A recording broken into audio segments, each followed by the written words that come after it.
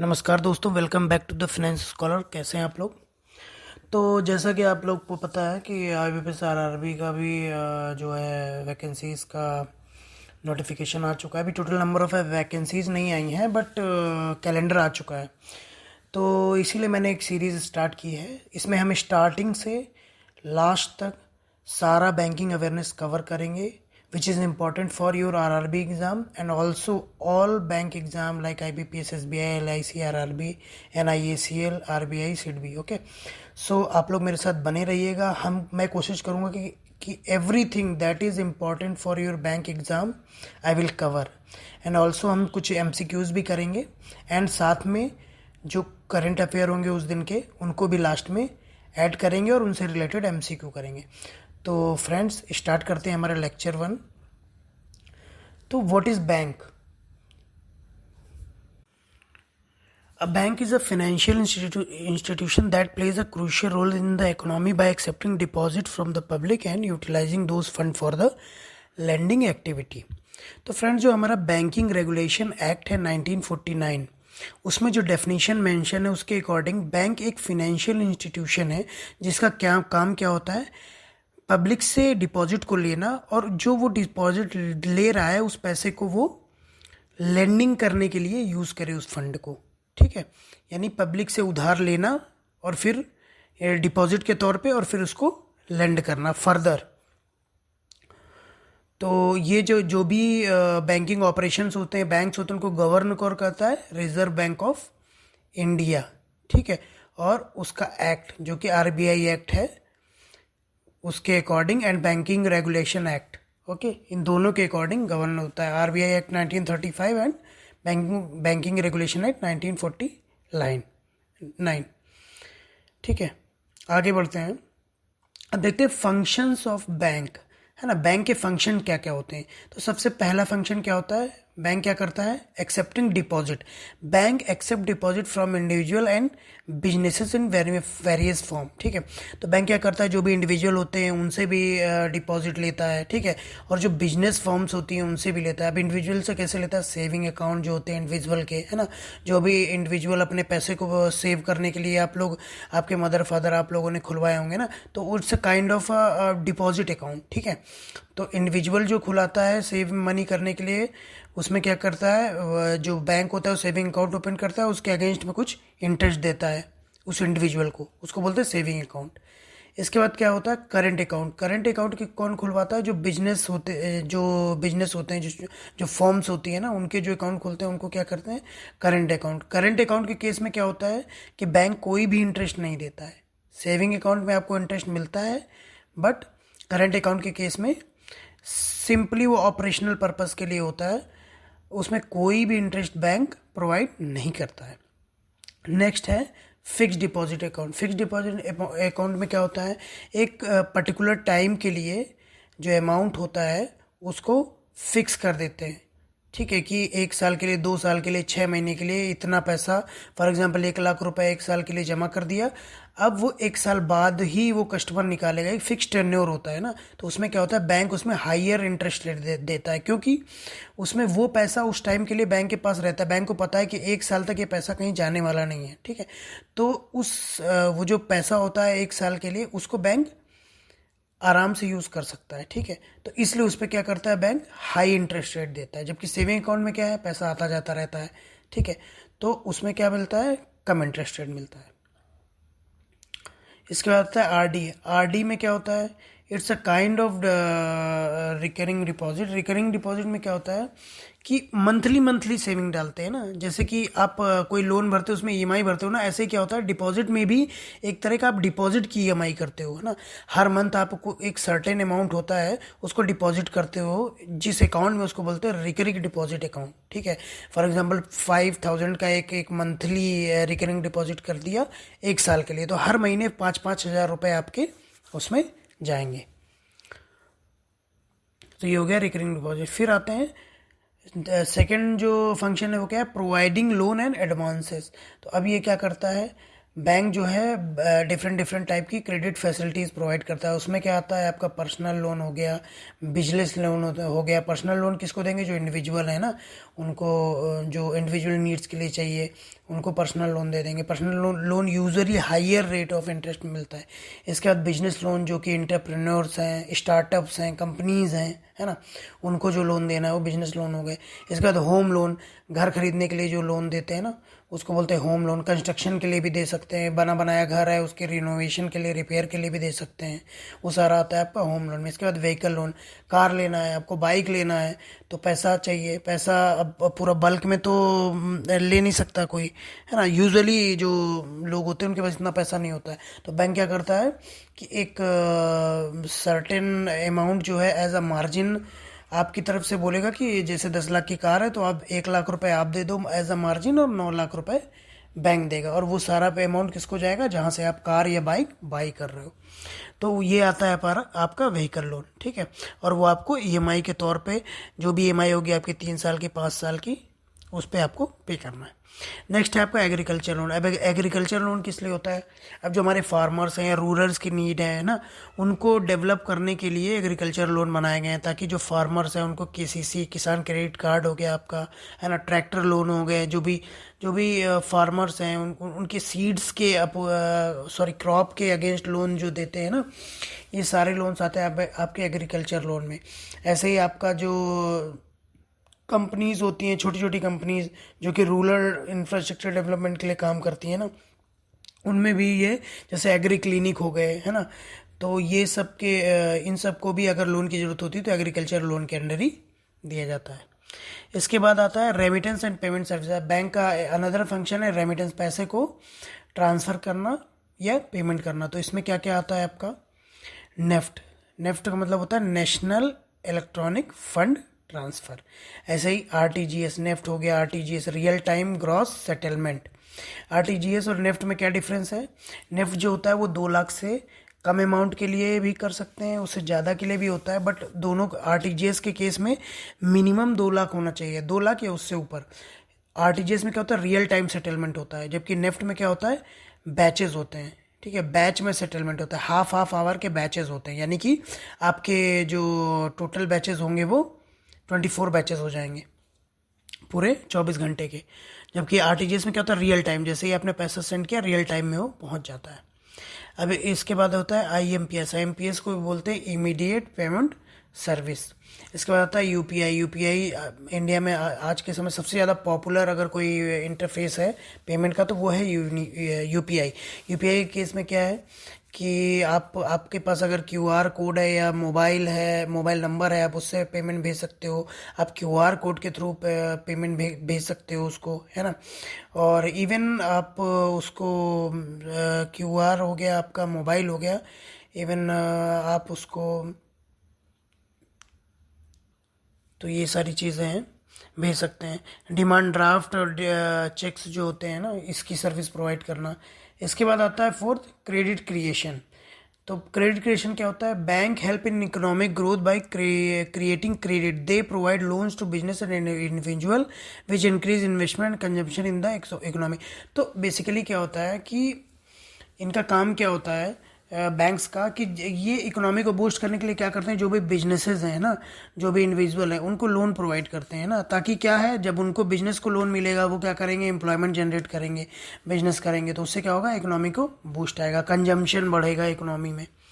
तो ये सारा क्रेडिट क्रिएशन होता है। इसके बाद आता है इन्वेस्टमेंट एंड वेल्थ मैनेजमेंट। तो ये भी बैंक्स का फंक्शन है। इसमें क्या करते हैं बैंक्स, म्यूचुअल फंड है, जैसे बड़े बड़े म्यूचुअल फंड हाउसेस हैं, उनको भी बैंक्स कई सारे म्यूचुअल हाउस को ओन करते हैं, जैसे एचडीएफसी म्यूचुअल फंड हो गया, आपका आईसीआईसीआई म्यूचुअल फंड हो गया, है ना, और आपका यूनियन बैंक म्यूचुअल फंड हो गया। ऐसे डिफरेंट डिफरेंट बैंक के डिफरेंट डिफरेंट म्यूचुअल फंड हैं जिसमें वो एक्सपर्ट्स को अपॉइंट करते हैं, और उसके थ्रू मार्केट में जो भी इंडिविजुअल का पैसा होता है उसको इन्वेस्ट करते हैं। फिर गवर्नमेंट बॉन्ड्स हो गए, है ना। इसके बाद इंश्योरेंस पॉलिसीज़ हो गई। इंश्योरेंस भी बैंक के थ्रू होता है, जिसको बैंक इंश्योरेंस बोलते हैं। इसके बाद आता है स्टॉक मार्केट ट्रेडिंग अकाउंट भी हो गया, डीमेट अकाउंट भी बैंक्स में खुलते हैं। तो ये सारी चीज़ें किस में आती हैं, investment and wealth management account में, ठीक है। इसका आता है forex exchange and forex services. इस फंक्शन में क्या होता है कि जो भी ऑथराइज डीलर होते हैं ना फॉरेन एक्सचेंज ट्रांजेक्शन के, उनको उनका काम क्या होता है कि जो भी फॉरेन करेंसी होती है उसको बाई और सेल करना। तो ऑथराइज डीलर का काम यहाँ पे कौन कौन करते हैं? जो बैंक्स होते हैं, ठीक है। तो उनका मेन काम क्या हो गया? जो भी फॉरेन करेंसी आ रही है उसको अगर बाई करना है तो बाई करेगा, सेल करना है तो सेल करेगा, ताकि जो एक्सचेंज रेट हो वो एक मेंटेन रहे और एक फेयर एक्सचेंज रेट में उस करेंसी का ट्रांजैक्शन हो सके, ठीक है। इंटरनेशनल ट्रेड में भी हेल्प करता है। फॉर एग्जांपल कोई पेमेंट करना है, अब आप इंडिया का पैसा है, आपको पेमेंट करना है डॉलर में, तो वो कैसे होगा? वो फॉरेन एक्सचेंज के थ्रू होगा पेमेंट। इसके बाद से बाहर कोई है आपका जो इंडियन एनआरआई जो होते हैं वो बाहर जाके काम करते हैं दुबई में, यूएसए में, तो वो जो पैसा भेजते हैं यहाँ वो किसके थ्रू आता है? स्विफ्ट ट्रांसफर के थ्रू। तो ये सारी सर्विसेज क्या होती हैं? रेमिटेंस सर्विसेज होती हैं। इसके बाद आता है financial inclusion and priority sector lending. इसमें क्या होता है? बैंक अभी जैसे कि प्राइम मिनिस्टर श्री नरेंद्र मोदी जी के द्वारा जो जनधन अकाउंट्स का चालू हुआ था 2014 में। सो जनधन अकाउंट्स क्या है? उसको फिनेंशियल इंक्लूजन के बेसिस पे ही खोला गया। तो इनका काम क्या होता है कि जो भी लास्ट बंदा है, मतलब जो भी लास्ट कस्टमर है या लास्ट व्यक्ति है देश का, उस तक बैंकिंग सेवा को पहुंचाया जाए। तो उस पूरे प्रोसेस को क्या कहते हैं? Financial inclusion. फिनेंशियल इंक्लूजन के लिए बैंक क्या करते हैं? रिमोट विलेजेस में जाके भी ब्रांचेस खोलते हैं, या फिर बैंकिंग करस्पॉन्डेंट जो कि आजकल पॉपुलर है उनके थ्रू बैंकिंग सर्विसेज पहुंचाई जाती हैं। तो इसी के अंतर्गत ये जो है जीरो बैलेंस जनधन अकाउंट खोले गए, ठीक है। फिर मुद्रा लोन जो कि स्मॉल बिजनेसेस हैं जिनको कोई लोन नहीं देता था ना, उनके लिए गवर्नमेंट मुद्रा लोन लेके आई। उसके लिए एक सेपरेट मुद्रा बैंक बनाया, उसका सेपरेट बजट है। ऐसे ही क्या है? Loans for agriculture, MSME, education and weaker section, है ना, ये सारा किस में आ जाएगा? प्रायोरिटी सेक्टर लैंडिंग में। इसका भी एक पर्टिकुलर टारगेट होता है, 40% हर बैंक को करना होता है। जो भी बैंक्स हैं उनको 40% of their lending in private sector करना होता है, सॉरी प्रायोरिटी सेक्टर करना होता है।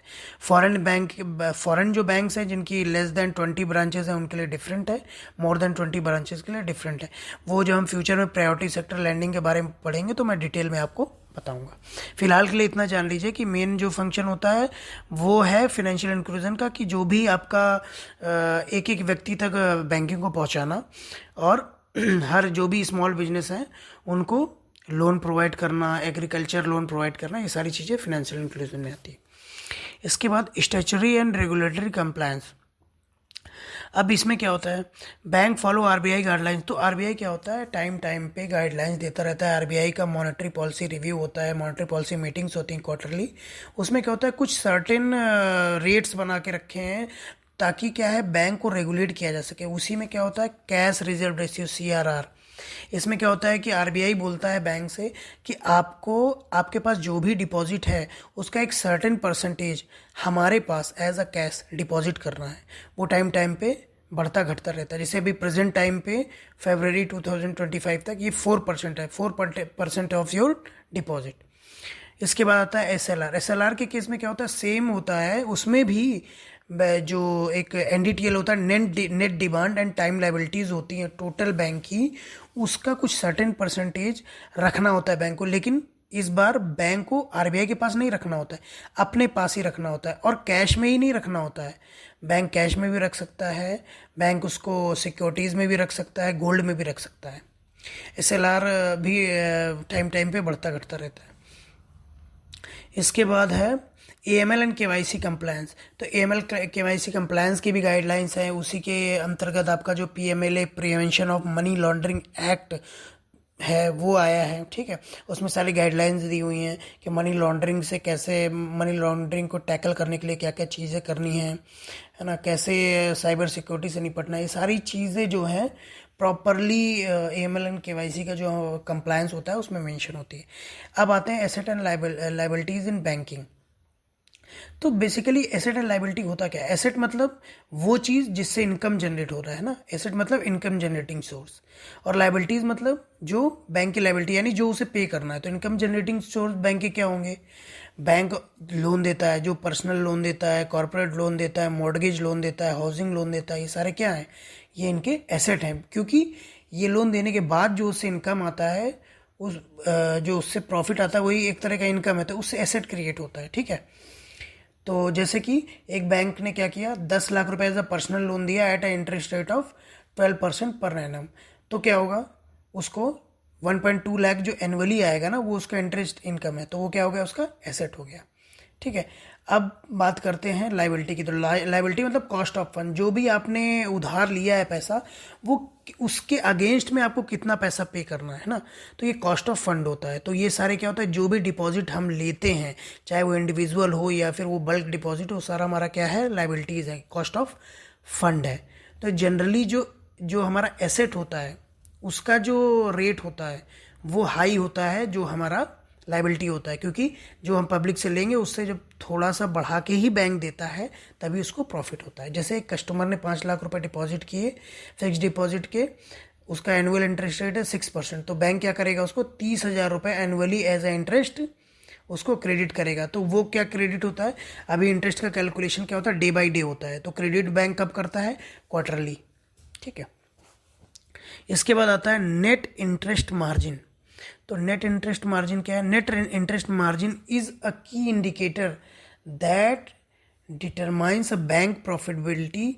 It is calculated as a difference between interest earn on asset and interest paid on liability. देखो, नेट इंटरेस्ट मार्जिन का सीधा मतलब ये है कि आपने जो पैसा लिया है जिस ब्याज पे, यानी जिस इंटरेस्ट पे, और आप उस पैसे को जब किसी दूसरे को उधार दे रहे हो, वो किस इंटरेस्ट रेट पे दे रहे हो, उन दोनों के बीच का जो डिफरेंस है उसको बोलते हैं नेट इंटरेस्ट मार्जिन। यानी एसेट और लाइबिलिटी पे जो इंटरेस्ट है, उन दोनों के इंटरेस्ट के बीच का जो डिफरेंस होगा उसको हम बोलेंगे नेट इंटरेस्ट मार्जिन। और जितना अच्छा नेट इंटरेस्ट मार्जिन होगा उतना हेल्दी जो है वो बैंक का बैलेंस शीट होगा। ठीक है, तो एक एग्जाम्पल लेते हैं, जैसे बैंक है वो क्या करता है, एक home loan 8% interest rate per annum पे प्रोवाइड करता है। ठीक है, और फिक्स डिपॉजिट वो कितने पे ले रहा है, 3.5%, 3.5% इंटरेस्ट पर ले रहा है। तो यहाँ पे उसका एनआईएम क्या होगा, 8 माइनस 3.5, 4.5 का उसका एनआईएम हो गया, यानी कि इतना इंटरेस्ट इनकम उसको, परसेंटेज इंटरेस्ट उसको बचेगा। ठीक है, तो इसके सिग्निफिकेंस क्या है, NIM is critical measure for banks financial health. Higher NIM indicates better profitability, यानी जितना एनआईएम हाई होगा उतनी प्रॉफिटेबिलिटी ज़्यादा होगी। एनआईएम कम मतलब ये सिग्नल देता है कि बैंक में कुछ गड़बड़ चल रहा है या फिर इनएफिशिएंसी है। ठीक है, इंडिया में जो टॉप प्राइवेट सेक्टर बैंक है उसमें सबसे टॉप अभी पे कौन है, एचडीएफसी। और अगर हम पीएसयूज की बात करें पब्लिक सेक्टर की, तो उसमें टॉप पे कौन है, स्टेट बैंक ऑफ इंडिया। तो स्टेट बैंक ऑफ इंडिया का जो एनआईएम है वो 3% के आसपास है, 3% या थोड़ा ज़्यादा है उससे। ठीक है, public sector bank often struggle, public sector bank का एनआईएम यूजुअली लो होता है, बिकॉज क्या है, private sector high interest rate offer करते हैं और उनके पास जो है ना, उनके पास कई सारी पॉलिसीज़ उनकी कुछ डिफरेंट भी रहती हैं। तो और पब्लिक सेक्टर बैंक पे गवर्नमेंट का कंट्रोल है, तो थोड़ा कहीं कहीं पे दे आर लैगिंग।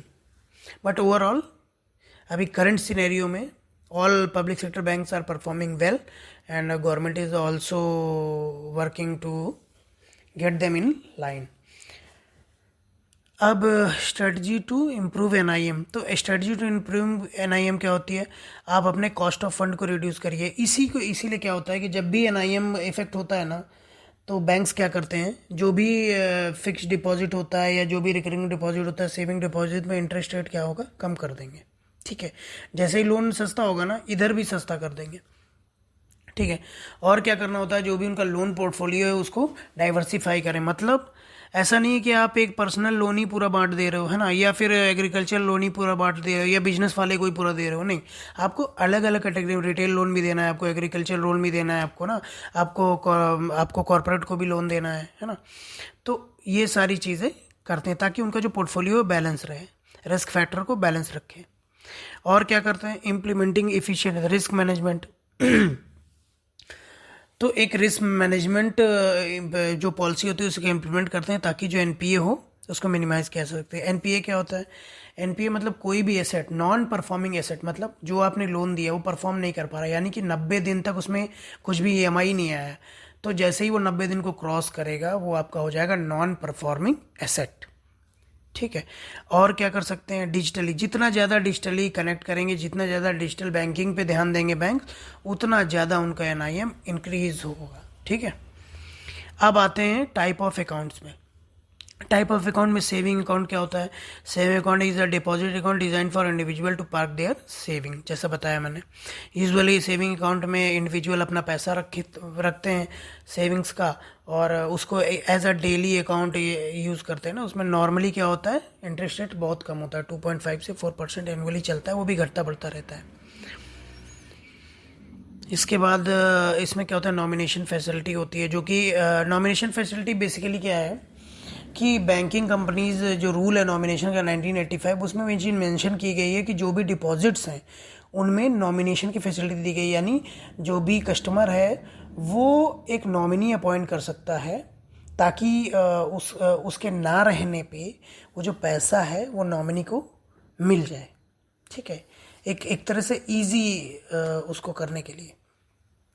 अभी क्या है, अभी जो फिनेंस मिनिस्ट्री है उसने अभी अमेंडमेंट लाया है, तो अब क्या है, आप मोर देन वन नॉमिनी भी ऐड कर सकते हैं।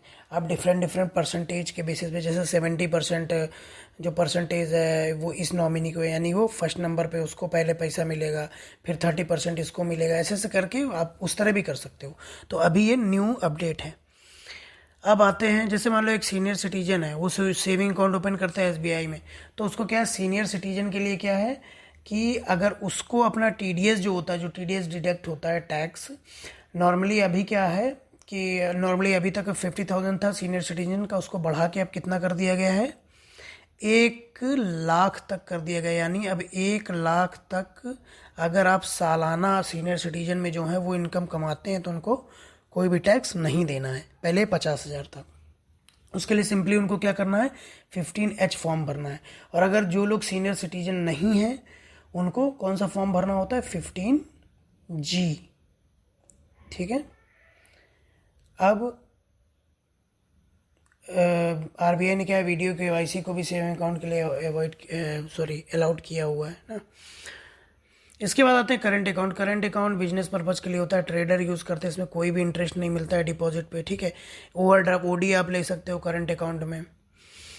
नॉमिनेशन फैसिलिटी अवेलेबल होती है ना, but only for individual and sole proprietorship, यानी अगर इंडिविजुअल और सोल प्रोप्राइटर हो तभी आप नॉमिनेशन कर सकते हो।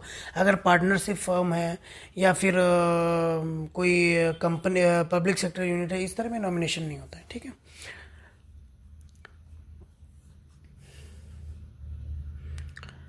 इसके बाद अब हम आते हैं काशा रेशियो पे। कासा रेशियो क्या होता है? The CASA ratio represent the proportion of banks total deposit that are in current and saving account. CASA ratio of at least 30 to 40। तो इसमें क्या है कि कासा रेशियो का मतलब है कि जो भी आपका फंड जो आपने लिया हुआ है ना, उसका रेशियो क्या आ रहा है, proportion of bank total deposit. जो भी आपका टोटल डिपॉजिट उसका एक प्रोपोर्शन होता है ये। ठीक है।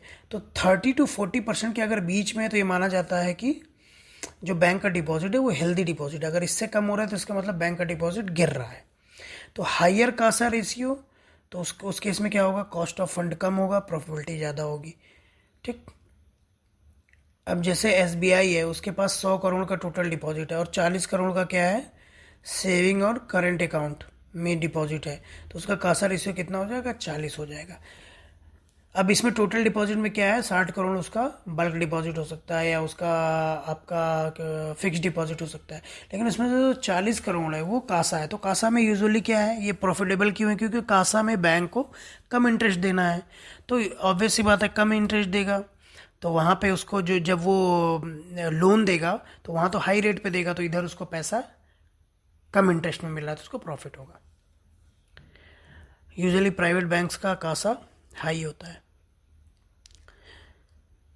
अब आता है इनएक्टिव एंड डोरमेंट अकाउंट। तो इनएक्टिव अकाउंट क्या होता है? जैसे कोई अकाउंट है, अगर उसमें 12 महीने तक कोई भी ट्रांजैक्शन नहीं हुआ तो वो हो जाता है इनएक्टिव, और अगले जो भी इनएक्टिव अकाउंट है, अगर वो 24 महीने तक इनएक्टिव रहता है तो वो क्या हो जाता है, डोरमेंट।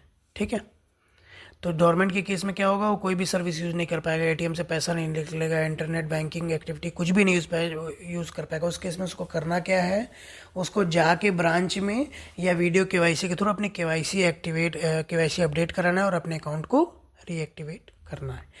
जैसे एग्जांपल दिया कि एनआरआई है जिसका सेविंग अकाउंट पीएनबी में है, वो डोरमेंट हो गया। क्योंकि यूजुअली एनआरआई क्या रहते हैं, बाहर रहते हैं। फिर अब इस केस में क्या करेगा, उसको क्या करना होगा, केवाईसी डॉक्यूमेंट को सबमिट करना होगा उस अकाउंट को रीएक्टिवेट करने के लिए। अब रिसेंट में क्या है कि आरबीआई ने सारे बैंक्स को बोला हुआ है, तो अभी क्या है, डोरमेंट होने के पहले ही बैंक्स जो है वो कस्टमर को एसएमएस के थ्रू ये नोटिफाई कर देते हैं कि भाई आपका अकाउंट डोरमेंट होने वाला है, आप पहले ही उसका केवाईसी करवा लो ताकि आपको बाद में असुविधा ना हो।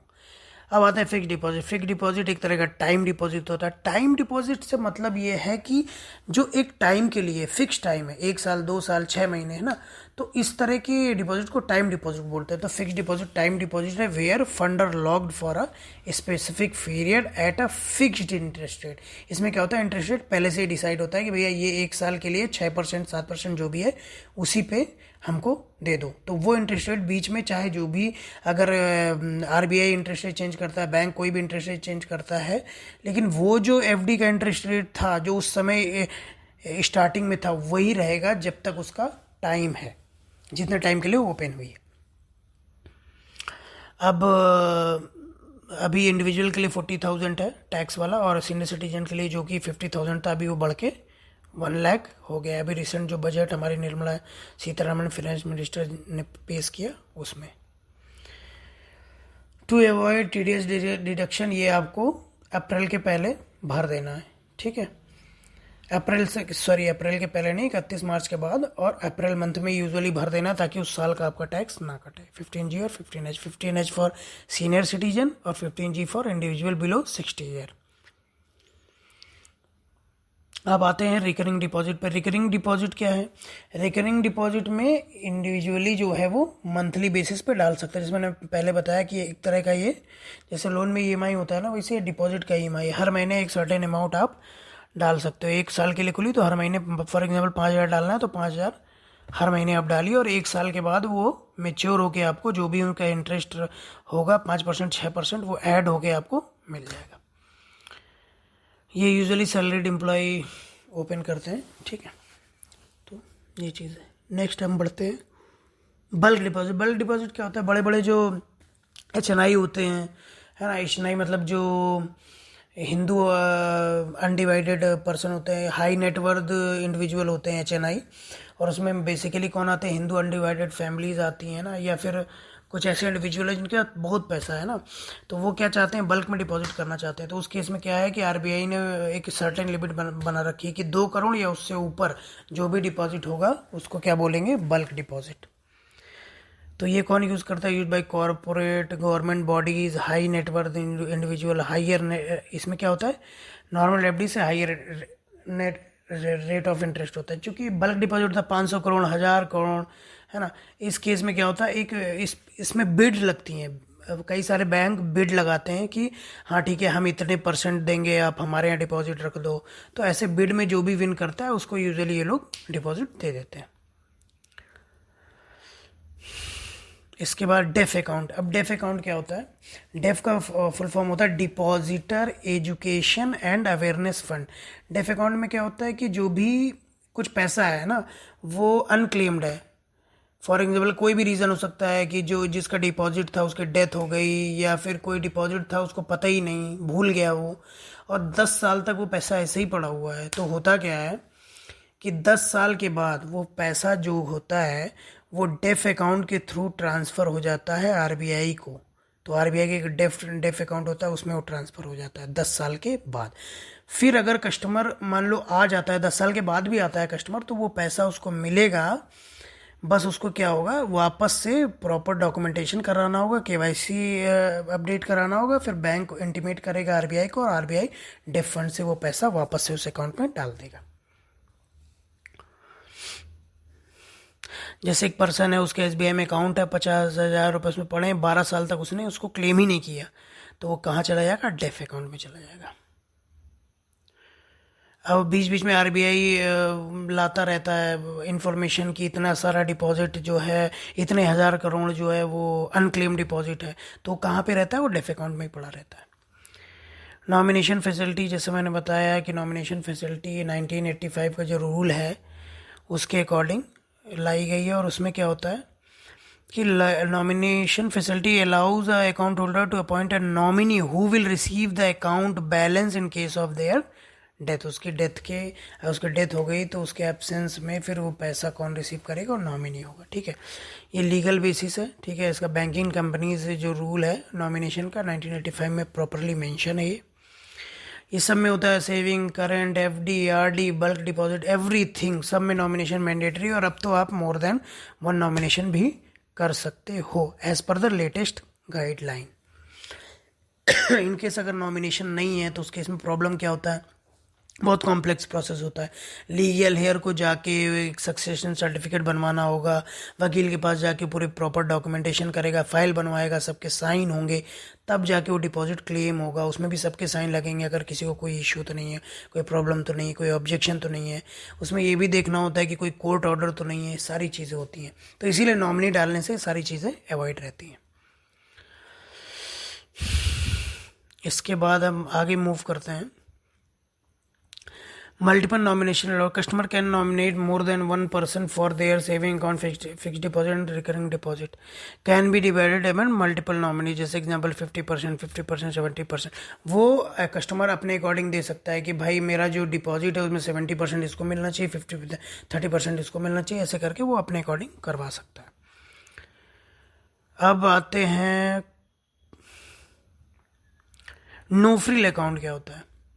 नो फ्रिल अकाउंट एक्चुअली अब डिसकंटिन्यू हो चुका है 2012 में। पहले ही नो फ्रिल अकाउंट होता था, बीएसबीडीए हो गया, तो एक तरह का जीरो बैलेंस अकाउंट होता था। उसमें आपको कोई भी मिनिमम बैलेंस रखने का रिक्वायरमेंट नहीं था, तो कभी भी पूछ लेते no frill account. But current scenario में ये रिलेवेंट नहीं है क्योंकि ये डिसकंटिन्यू हो चुका है। ठीक है, इसमें भी ट्रांजेक्शन लिमिट होती थी, बेसिक एटीएम कार्ड प्रोवाइड किया जाता था। अब क्या है, आरबीआई ने 2012 में जो वो गाइडलाइन है आरबीआई में, उसमें क्या हुआ, नो फ्रिल अकाउंट को रिप्लेस कर दिया बीएसबीडी ने basic saving bank deposit account. तो basic saving bank deposit account क्या होता है? ये भी जीरो बैलेंस अकाउंट होता है। ठीक है, इसमें भी क्या होता है, मिनिमम बैलेंस की कोई रिक्वायरमेंट नहीं होती है। ठीक है, और मैक्सिमम जो होता है इसमें 4 विड्रॉल पर मंथ होते हैं। 4 बार आप विड्रॉल कर सकते हो, इंक्लूडिंग योर एटीएम, चाहे एटीएम से करो चाहे बैंक से करो। ठीक है, और एटीएम जो है, इसमें एटीएम कार्ड भी जो मिलता है वो फ्री ऑफ कॉस्ट रहता है, उसका भी कोई चार्ज नहीं लगता है। डिपॉजिट की कोई लिमिट नहीं है। और अभी recently as per RBI guideline अब तो चेकबुक भी ले सकते हैं। अर्लियर इससे पहले चेकबुक अलाउ नहीं था। तो ये सारी चीज़ें हैं। नेक्स्ट मूव करते हैं प्रधानमंत्री जनधन योजना अकाउंट। तो ये बहुत इम्पॉर्टेंट एक्चुअली, जब हमारी जब बीजेपी गवर्नमेंट आई तो उनका जो मेन ऑब्जेक्टिव था कि सारे जितने भी लोग हैं, last person of this country, उनका अकाउंट होना चाहिए। तो उसके लिए क्या हुआ, उन्होंने वो एक स्कीम लेके आए जिसको बोलते हैं प्रधानमंत्री जनधन योजना 2014 में।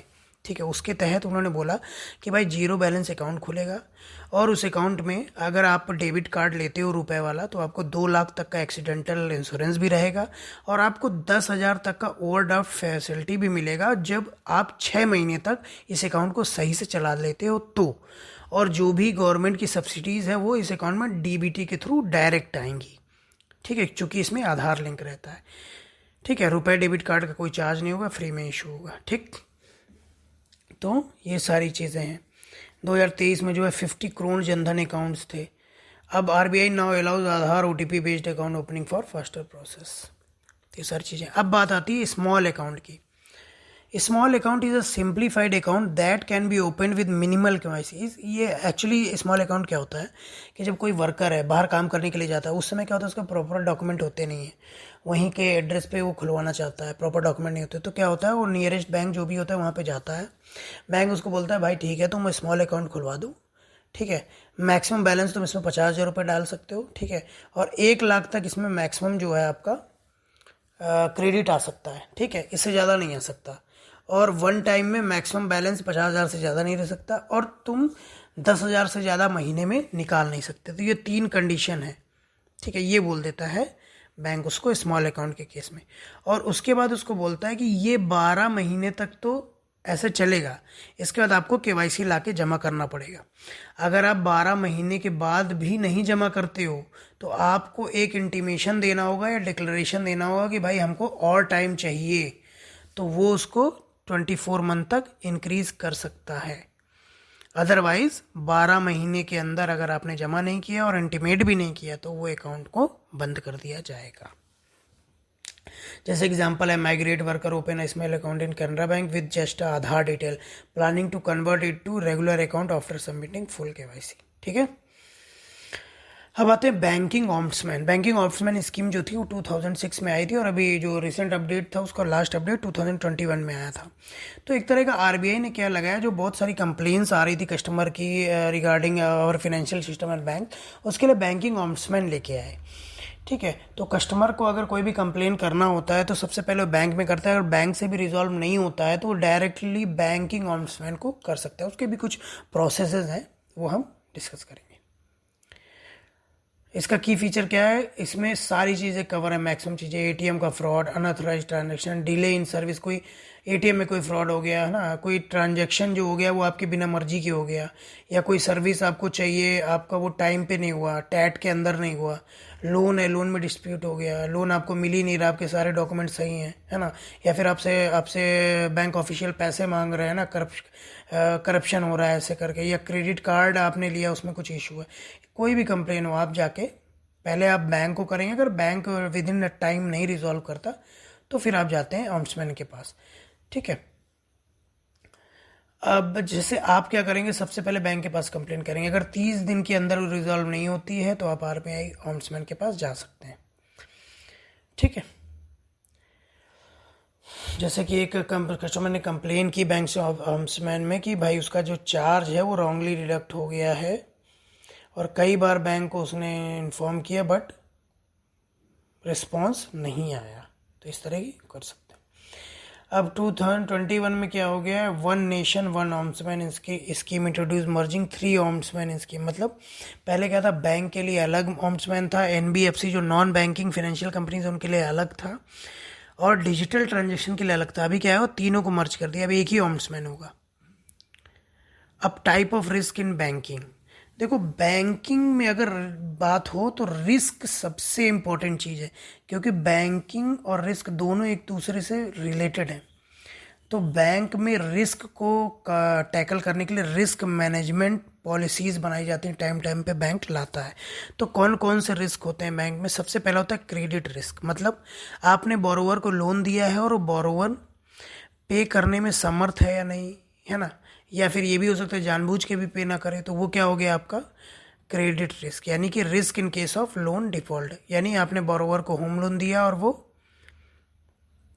पे ही नहीं कर पाया। इसी तरह सेकंड क्या है, market risk.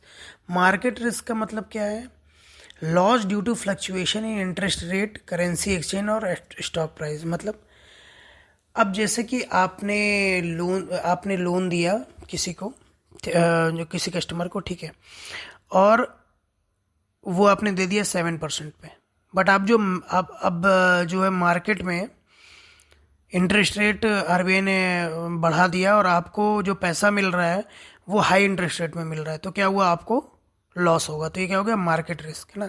Currency exchange risk, currency exchange risk क्या होता है, अब मान लीजिए कि आपके पास कोई वो है एलसी है, ठीक है, एलसी को कन्वर्ट करना है आपको और पेमेंट करना है। एलसी का जो डॉलर प्राइस है वो है 85 रुपीज़, बट जिस दिन आप पेमेंट कर रहे हो उस दिन वो चल रहा है 87 रुपीज़।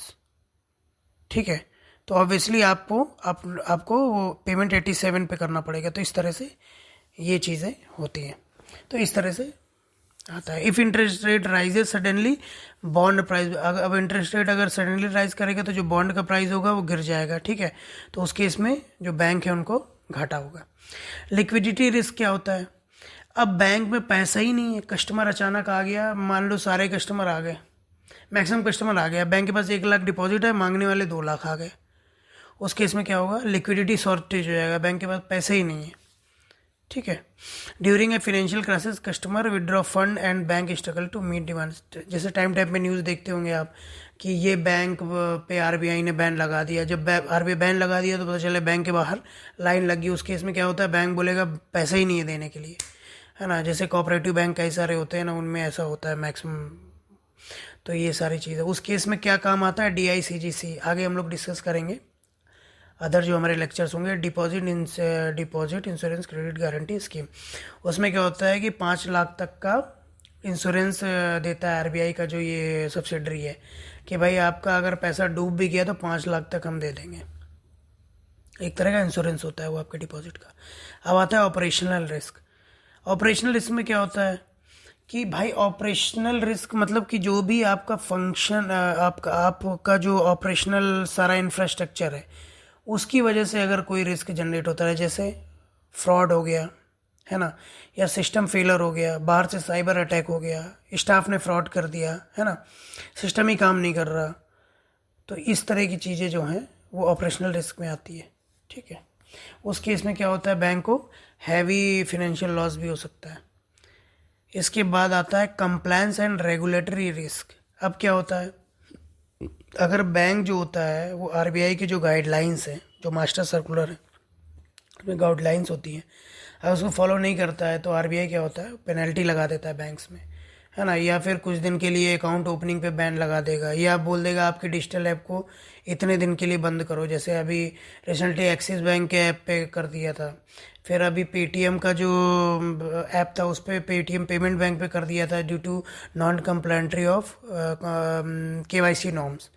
तो ये सारी चीज़ें, KYC कंप्लायंस नहीं है, जो भी रिपोर्टिंग एंटिटीज़ हैं वो रिपोर्ट नहीं कर रही प्रॉपरली, CRR ऑल, ये सारी चीज़ें STR नहीं फाइल कर रही, तो वो क्या करेगा, सीधे फाइन लगा देगा। तो ये भी एक तरह का रिस्क है, क्योंकि इससे क्या है, रेपुटेशन भी ख़राब होती है, अननेसेसरी फाइन भी आता है। अब हम कुछ MCQ देखेंगे। ठीक है, ये कुछ MCQ है जिस टॉपिक से रिलेटेड है। फ्रेंड्स, मैंने इसमें जो भी टॉपिक्स कवर किए हैं वो बहुत ही इंपॉर्टेंट टॉपिक है, और आगे भी हम जो कवर करेंगे हम पॉइंट टू पॉइंट कवर करेंगे, सीधी बात, नो बकवास। सारा कवर करने के बाद हम लास्ट में एक MCQ का सीरीज चलाएंगे, जिसमें जितने भी प्रीवियस ईयर के MCQs हैं उनको कलेक्ट करके, है ना, उसका हम एक आपके सामने ओवरव्यू देंगे, ताकि एग्ज़ाम पर्सपेक्टिव से आपके लिए वो बेस्ट रहेगा। क्योंकि it is not important to read all and learn all, it is important to learn with a smart way. तो देखते हैं, what is the primary source of income for bank. तो प्राइमरी सोर्स ऑफ इनकम क्या होता है, interest earn from loan. So C is the right answer. Which of the following deposit account does not earn interest. तो किस में interest नहीं होता, current account में। What is the formula to calculate net interest margin. तो formula क्या है, जो भी इंटरेस्ट लोन से अर्न हुआ है माइनस जो इंटरेस्ट डिपॉजिट में पे किया गया है। ठीक, तो A is the right answer. What is the maximum balance limit for small account. तो मैक्सिमम बैलेंस जो है वन एट एनी टाइम वो कितना रह सकता है, 50,000, और मैक्सिमम क्रेडिट कितना आ सकता है in a year, 1 lakh. What happens to bank deposit that remain unclaimed for 10 year. कि कहाँ चला जाएगा, और डेफ अकाउंट में चला जाएगा आरबीआई के depositor education and awareness fund में। अब कुछ करंट अफेयर भी हैं जो आज के हैं। फ्रेंड, मैं क्या करूँगा, जब भी आपके सामने लेक्चर लाऊंगा ना, तो उसमें कुछ जो इंपॉर्टेंट करंट अफेयर हैं उसको भी हम लेक्चर के एंड में ऐड कर देंगे, ताकि वो भी एक ओवरव्यू आपको मिलेगा। तो जब आप रिवीजन करेंगे करंट अफेयर का तो वो थोड़ा ईजी होगा आपके लिए। तो एग्ज़ाम पर्सपेक्टिव से भारत रणभूमि दर्शन इनिशिएटिव ये लॉन्च हुआ है 15 जनवरी 2025 को by ministry of defence in collaboration with the ministry of tourism. ठीक है, तो ये क्वेश्चन आ सकता है। इसमें क्या है कि जो भारत रणभूमि दर्शन ऐप है वो जो बैटल फील्ड्स है ना, जहाँ पे लड़ाइयाँ हुई हैं 77 जो सिग्निफिकेंट बैटल फील्ड्स है ना, जहाँ पे, और कुछ ऐतिहासिक जो जहाँ पे बैटल्स हुई हैं, है ना, उनका वर्चुअल टूर एक तरह से आपको उस ऐप के थ्रू मिलेगा ना, और ट्रैवल डिटेल भी मिलेगी, है ना, उसके बारे में इंफॉर्मेशन भी मिलेगी, इंडियन मिलिट्री की हिस्ट्री के बारे में जानकारी मिलेगी। तो ये सारी चीज़ें इस ऐप के थ्रू मिलेगी। इसको लॉन्च किया है हमारे डिफेंस मिनिस्टर श्री राजनाथ सिंह जी ने। इसके बाद हम आते हैं Antarctic research expedition in the Ross Sea. तो अभी क्या हुआ है कि जो अंटार्कटिक हेरिटेज ट्रस्ट है उसने क्या किया, रोज सी में एक हेरिटेज एडवेंचर ऑन बोर्ड किया। This aim to new generation by retracing the step for early expert promote heritage. तो बेसिकली आर्कटिज में भी हेरिटेज को प्रमोट करने के लिए ये जो ट्रस्ट है ये न्यू इनिशिएटिव लेके आया ताकि वहाँ पे भी एडवेंचर हो। इसके बाद जो नेक्स्ट है जो बहुत इंपॉर्टेंट है ये है हमारा higher education commission of India for university grant commission. अब इसमें क्या है, HECI में higher education commission of India ये रिप्लेस कर देगा यूनिवर्सिटी ग्रांट्स कमीशन को, UGC को, है ना। ये गवर्नमेंट इसलिए ला रही है ताकि जो एजुकेशन है उसको एक तरह से उसको प्रॉपरली और जो न्यू स्टैंडर्ड है जो ग्लोबल स्टैंडर्ड है उनसे मीट कराया जा सके, ठीक है। इसके बाद है नेमाटोड्स। नेमाटोड्स क्या है, तो nematodes is are microscope round worm some of which are plant parasite causing significant crop damage effective network management. अब तो क्या है, एक नेमाटोडे मैनेजमेंट ला रही है गवर्नमेंट। इसमें क्या होगा, जो कुछ जो वर्म्स हैं जो कि फसलों को नुकसान पहुंचाते हैं, नेमाटाइड्स होते हैं, तो इनको कैसे बिलो थ्रेशोल्ड रखा जाए, इनको कैसे टैकल किया जाए, सारी चीज़ इसमें। तो ये चीज़ आप देख लीजिएगा एक बार डिटेल में। Current affair, Bharat Ranbhoomi Darshan initiative. What is the main objective of Bharat Ranbhoomi Darshan initiative? तो क्या है, promote battlefield tourism in India. Antarctic research expedition in the Ross Sea, इसका की पर्पस क्या है, to conduct scientific research and heritage conservation. Higher education commission of India, what will be the proposed HECI replace. तो HECI किसको replace करेगा, UGC को, university grants commission को। नेमाटोडे management, ये क्या है, विच of the following is not a common method for managing nematodes. तो कौन सा है, इंक्रीजिंग सॉइल सैलिनिटी, ये एक कॉमन मेथड नहीं है। क्रॉप रोटेशन है कॉमन मेथड, सॉइल ट्रीटमेंट है, using nematode resistance plant variety. तो दोस्तों इसी के साथ ये लेक्चर खत्म होता है। जो भी आपके क्वेरीज हैं या क्वेश्चंस हैं और कहीं भी अगर आपको लगता है कि इम्प्रूवमेंट होना चाहिए तो प्लीज़ आप कमेंट में उसको डालिए, और कोशिश करूँगा कि जो भी ज़्यादा से ज़्यादा जितने अच्छे से अच्छा वीडियो हो सकता है वो आपके लिए लेके आऊँ जो आपके एग्ज़ाम परस्पेक्टिव से अच्छा हो। So thank you for visiting the financial scholar. Okay, like, subscribe and share. अगर आपको ये कंटेंट पसंद आ रहा है तो आप मुझे मोटिवेट करिए, and please like, share and subscribe ताकि मैं और भी अच्छे वीडियोस बनाता रहूँ आपके लिए। तो धन्यवाद दोस्तों, मिलते हैं नेक्स्ट वीडियो में।